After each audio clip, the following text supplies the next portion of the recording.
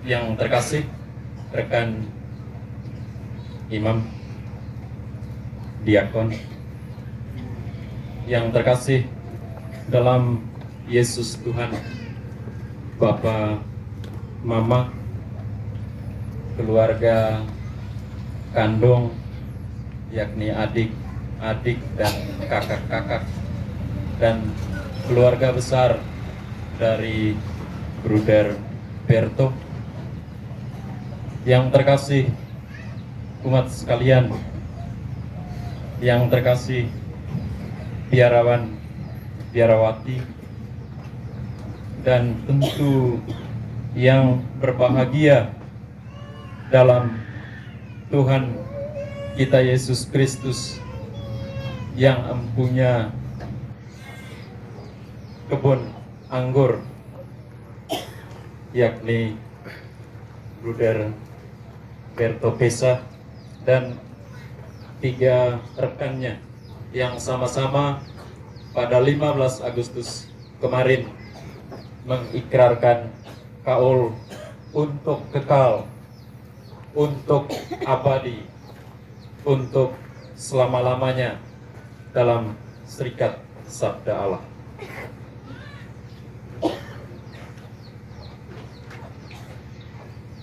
Tuhan akan menyelesaikannya bagiku. Mazmur 138 ayat 8. Bukan hanya buat saya, tetapi saya kira bisa juga buat kita sekalian. Moto ini menimbulkan 2 pertanyaan. Pertanyaannya adalah, apakah itu berarti bahwa Bruder Berto tidak perlu berjuang, tidak perlu berupaya, tidak perlu berusaha, sebab toh Bruder Berto yakin bahwa Tuhan pasti akan menyelesaikan baginya, menyelesaikan seluruh pekerjaan, menyelesaikan seluruh persoalan. Apakah itu juga berarti Bruder Berto tidak perlu mencari solusi atau jalan keluar bila menghadapi persoalan, bila menghadapi tantangan? Sebab toh Bruder Berto percaya bahwa Tuhan pasti akan menyelesaikannya baginya. Menurut saya ini 2 pertanyaan besar, dan kita sekalian tidak mungkin bisa menjawabnya. Yang bisa menjawab pertanyaan ini adalah hanya Bruder Berto. Dan karena itu mari kita diajak untuk dengarkan jawaban Bruder Berto melalui audio di HP ini. Itu hasil wawancara saya dengan Bruder Berto sebelum kaul kekal. Dan sekarang Bruder Berto sampai pada tahap ini mengikrarkan kaul kekal pada 15 Agustus 2023. Motonya apa itu, Bruder? Moto pribadinya, Tuhan akan menyelesaikannya bagiku. Apa yang belum selesai? Saya punya perjalanan masih panjang. Sehingga Tuhan, oh ya, ya saya kira semua orang perjalanan masih panjang. Tapi inti dari yang mesti diselesaikan itu apa?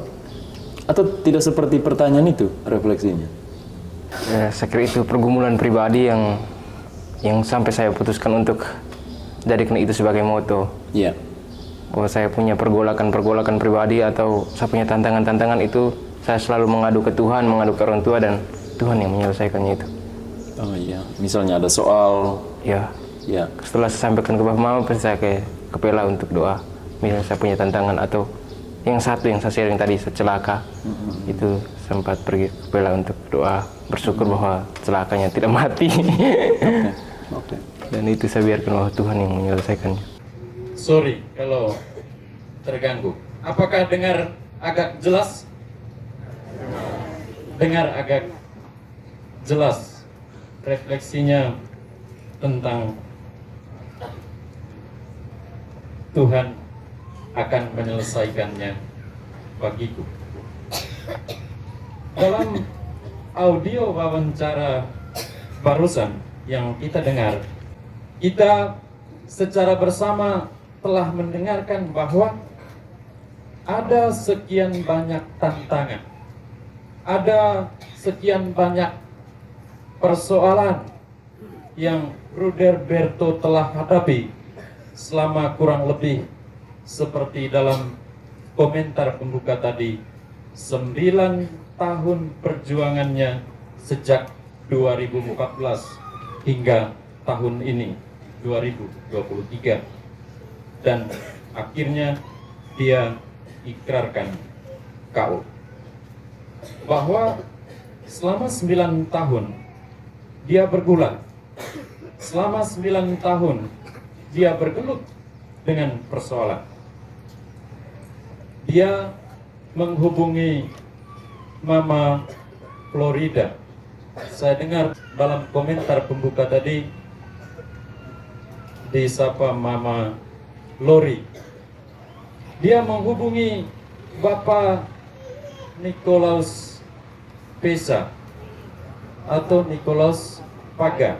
Bilangnya ada 2 nama di belakang.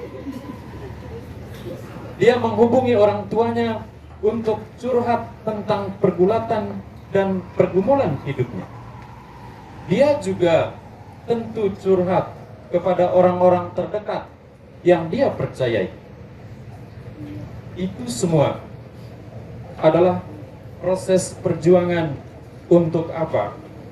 Untuk mencari kata-kata dan nada-nada yang meneguhkan, untuk mencari pernyataan-pernyataan dan suara-suara yang menenangkan dirinya. Agar apa? Agar dia kuat. Agar apa? Agar dia tangguh dalam menghadapi persoalan-persoalan itu. Dan itu semua adalah sebuah proses untuk mencari solusi agar segera keluar dari persoalan. Namun, saudara-saudari sekalian, dia tidak hanya mengandalkan kekuatannya sendiri. Dia tidak hanya mengandalkan kepedulian Mama Lori dan Bapak Niko. Juga dia tidak hanya mengandalkan orang-orang terdekat, sekalipun dia sangat percayai. Yang paling utama adalah Bruder Berto mengandalkan Tuhan. Tuhan yang telah memanggilnya. Yang tentu notabene kita tahu panggilan Tuhan itu sedang diperjuangkan oleh Bruder Berto untuk menjawabnya saat dalam proses 9 tahun itu. Dia percaya, dia yakin bahwa di balik upaya-upaya itu Tuhanlah yang akan menyelesaikan baginya. Satu pertanyaan muncul lagi. Kenapa Bruder Berto begitu yakin bahwa Tuhan akan menyelesaikannya? Tadi kita dengarkan bersama dalam wawancara bahwa Tuhan akan menyelesaikannya bukan hanya tentang perjalanan yang Bruder Berto telah lalui selama 9 tahun, melainkan terutama perjuangan selanjutnya, perjuangan berkarya di tanah misi nun jauh di sana, di Afrika, di negara Ghana, di Afrika Barat. Ya mungkin di sebelah sini soal di barat kan. Sebagaimana dikatakan dalam Mazmur 138 ayat 1 sampai 8, Bruder Berto sebetulnya yakin bahwa Tuhan adalah Allah yang memiliki kasih.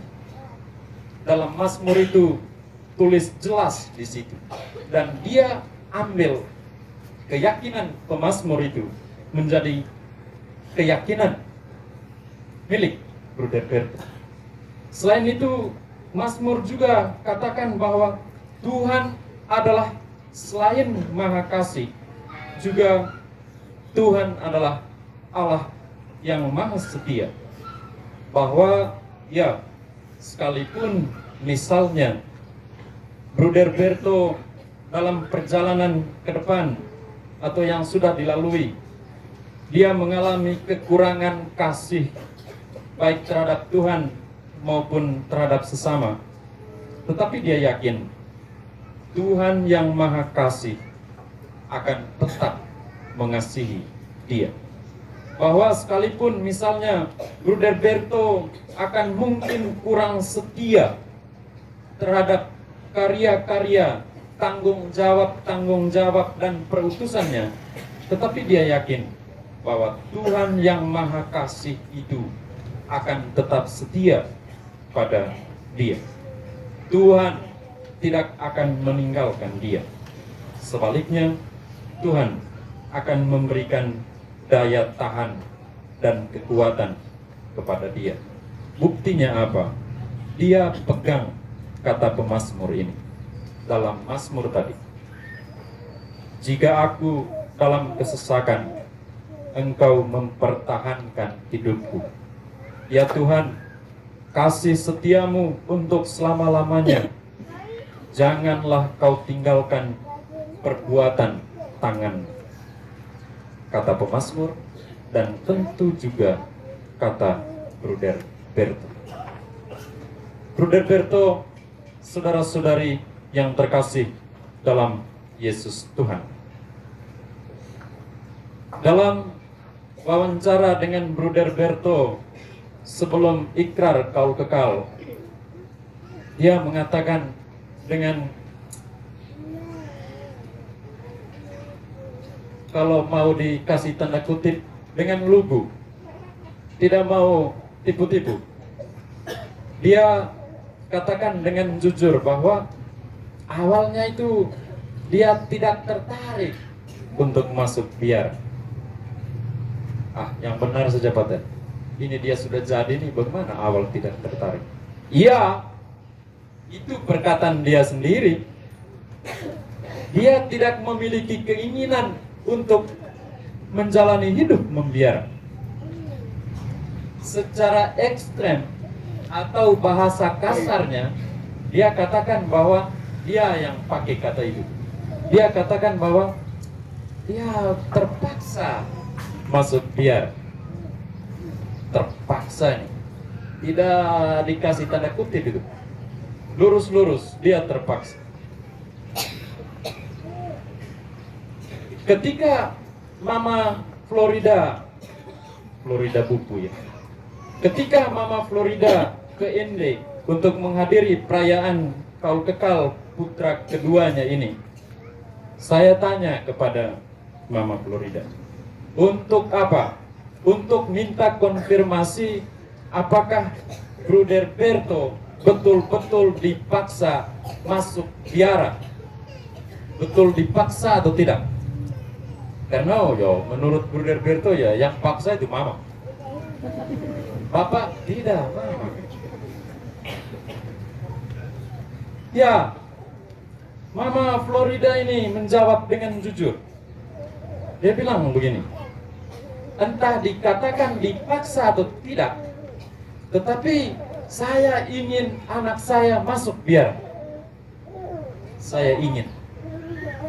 Anaknya ingin atau tidak? Itu yang disebut dengan paksanya.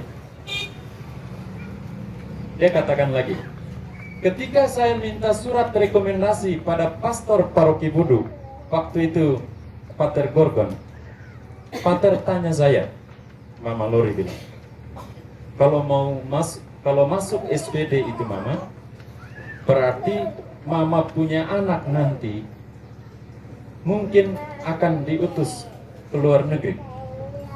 Apakah Mama ikhlas? Saya menjawab, Mama Lori bilang, saya jawab, iya Pater, saya ikhlas. Lalu Pater Gorgon bilang, oke, siap untuk tes di Turkis.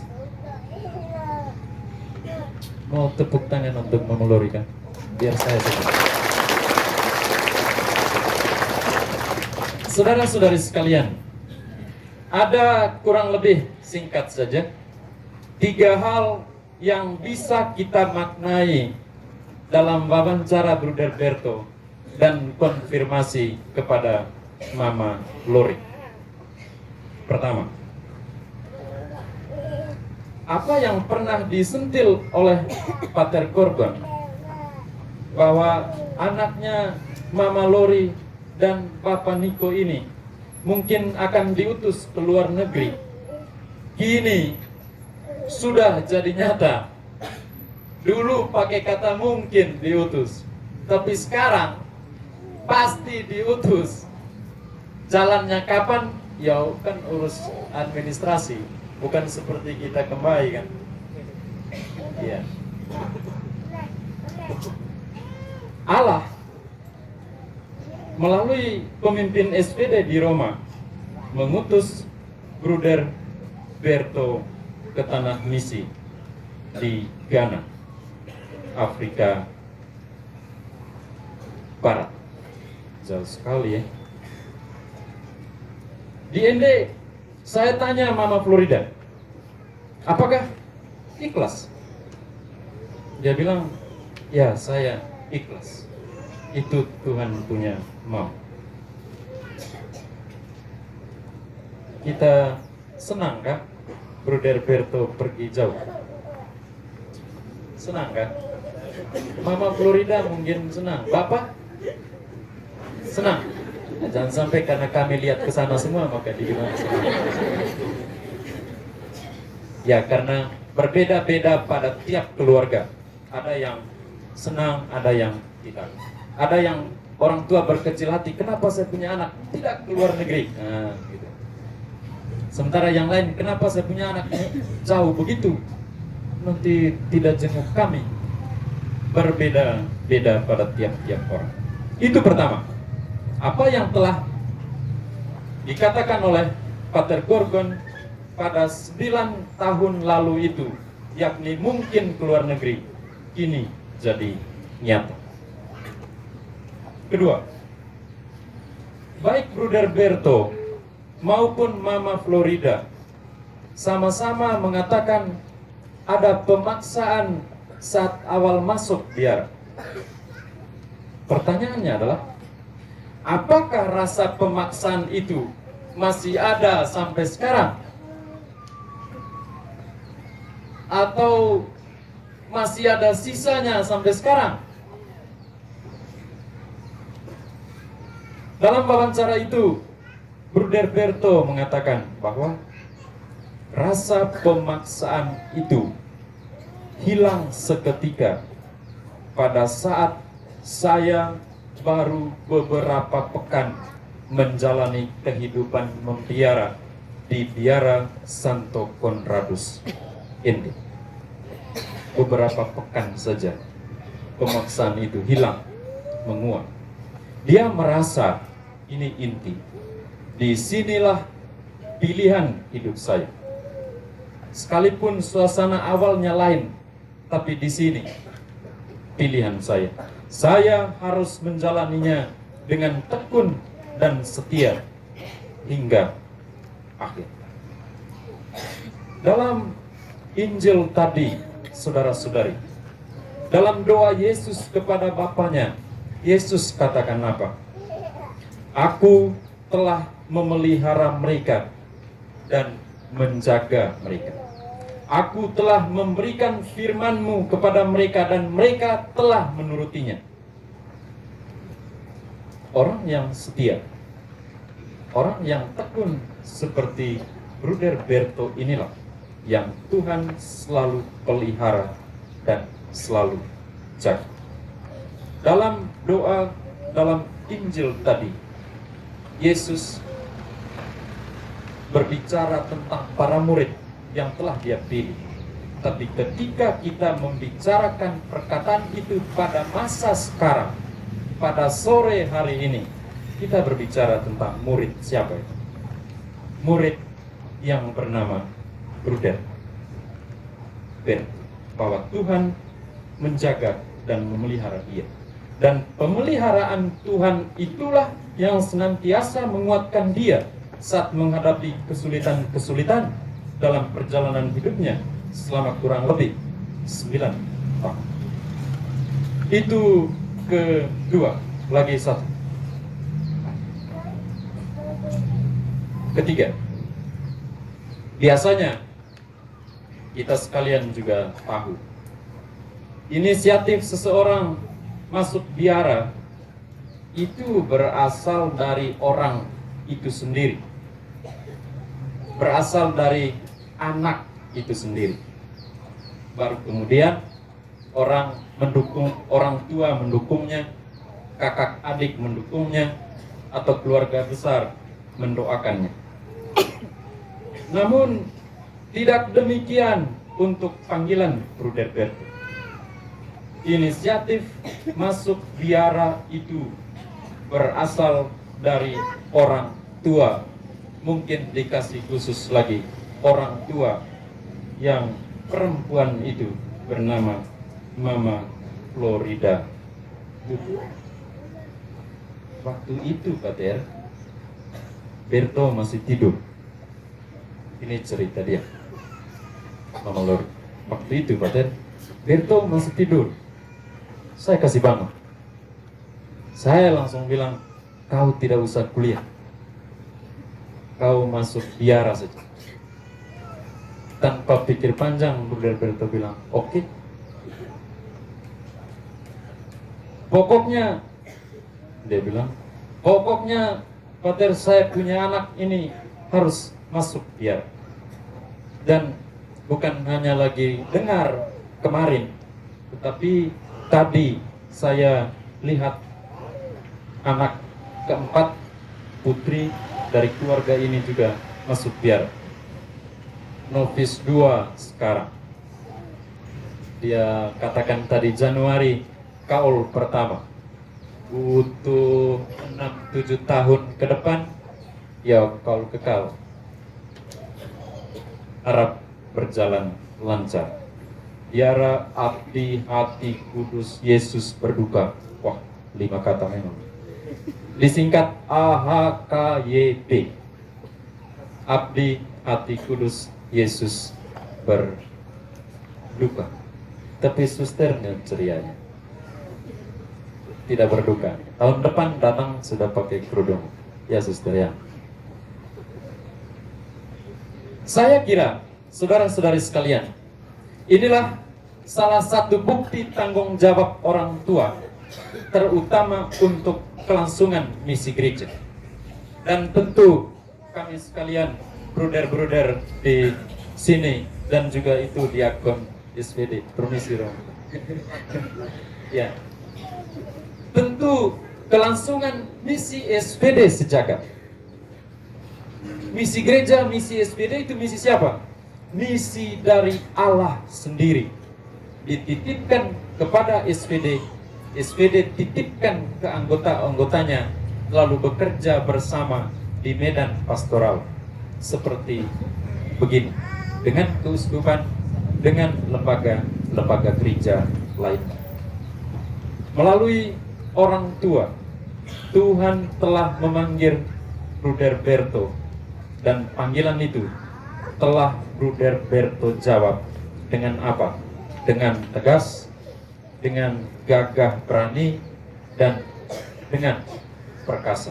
Bukan hanya siap untuk ikrarkan kaul kekal saja, tetapi dia juga siap diutus kemanapun, ke Afrika dekat soal tadi.